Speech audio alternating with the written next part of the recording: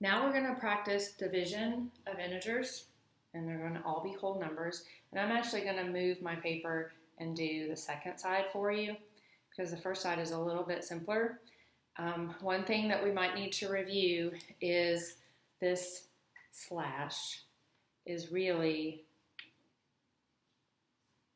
like a fraction bar, which is another way of writing a division symbol. So we're going to think about these problems as division. So for number 2, I'm going to do the even numbers in this video. I want to think of this as negative 121 divided by 11. And since division and multiplication are related, they're inverse operations, we use the same rules for division as we do for multiplication. So we think about, since we have a negative and a positive, those signs are different, so we are going to have a negative quotient once we do our division. Let me move this over for you. So I can set this up using the traditional algorithm if I want to. I can work it out that way, or I know that this is a known fact, but I'm going to work it out anyway just to remind you of how that works. So I think about 11. How many groups of 11 make 121? So I'm going to start here essentially with 120 or 12. And I know that 1 times 11 gets me close to 12 without going over. Then you subtract. 12 minus 11 is 1. Bring down. And 11 groups of 11. Or 1 group of 11 makes 11. 1 times 11 is 11. And that makes 0.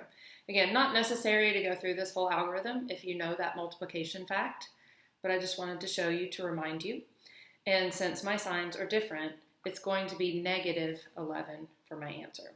So that was a quick little review of division in there too.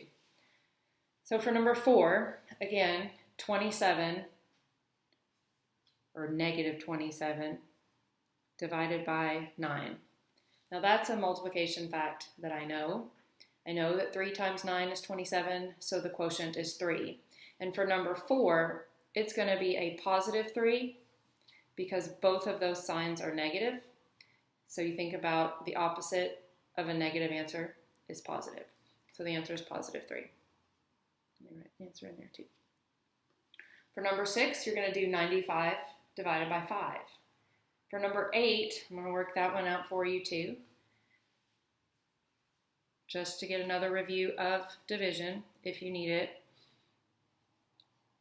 I'm basically doing 222 divided by 6. Both of these are negative, so that's going to result in a positive answer. So I can think 6 times what goes into 200, I could do that, or into 2. I'm going to start with 22, or 22 tens. So 6 times 3 is 18. That's going to get me close to 22 without going over. And then I subtract. 22 minus 18 is 4. I bring down that 2. And I know 6 times 7 is 42. And that gives me no remainder. So the answer for this one is going to be positive 37. Now, pause the video, finish the rest of the problems, and then come back and I'll have the answers here for you.